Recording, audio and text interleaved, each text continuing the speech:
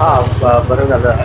Actually काय महाराष्ट्र शासनाने आता येणारे जे आगामी महापालिकेच्या सार्वत्रिक निवडणूक आहे, त्याच्या अनुषंगाने 10 जूनलाच प्रभाग रचना तयार करण्याचे नियम तयार केलेले आहेत.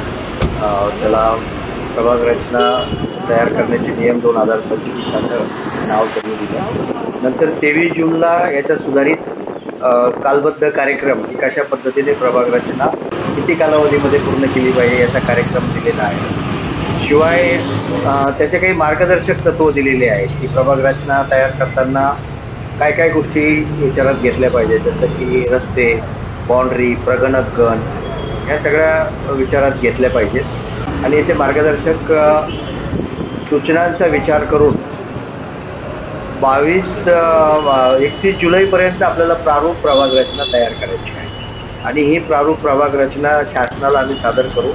शासनाकडून निवडणूक आयोगाची मान्यता घेतल्याच्या नंतर प्रारूप प्रभाग रचना जी आहे ती 22 ते 28 ऑगस्ट या दरम्यान प्रसिद्ध केली जाईल आणि त्याच्यावरती हरकती आणि सूचना नागरिकांच्या मागितल्या जाणार आहेत. त्याच्यासाठी शासनाकडून खास अधिकारी नेमले जाणार आहेत की जे या हरकती आणि सूचनांचा विचार करणार आहेत. आणि या सगळ्या हरकती आणि सूचनांचा विचार केल्याच्या नंतर अंतिम प्रसिद्धी होणार आहे आणि अंतिम प्रसिद्धी राज्य निवडणूक आयोगाची मान्यता होऊन केली जाणार आहे. तर ज्यावेळी आम्ही प्रारूप प्रसिद्धी करू त्यावेळेस आम्ही महाराष्ट्र शासनाचे राजपत्र, नंतर KDMCची वेबसाईट आणि जे कोणती मुख्य वृत्तपत्र आहेत आपल्या एरियामध्ये त्या सगळ्यांवरती आम्ही प्रसिद्ध करणार आहोत. गेल्या 1-2 दिवसामध्ये असं निदर्शनास आलं की कुणीतरी संभाव्य प्रभाग रचना म्हणून असा एक प्रभाग रचनाचा एक मसुदा व्हायरल केलेला आहे आणि त्याच्यामुळे मलाही अनेक लोकांचे फोन आले, आमच्या वरिष्ठांनाही फोन आले की हा नेमका काय विषय आहे.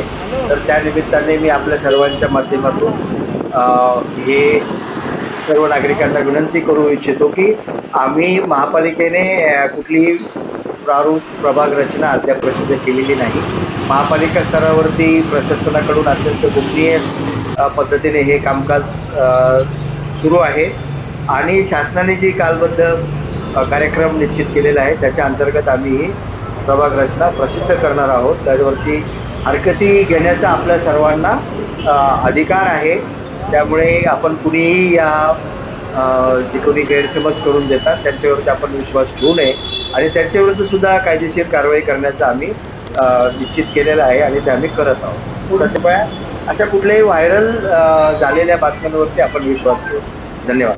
सर, या संदर्भात काय गुन्हे वगैरे दाखल करणार का? ते आम्ही नोटीस देणार आहोत संबंधितांना आणि जर खुलासा योग्य वाटला नाही तर आम्ही कायदेशीर कारवाई करणार.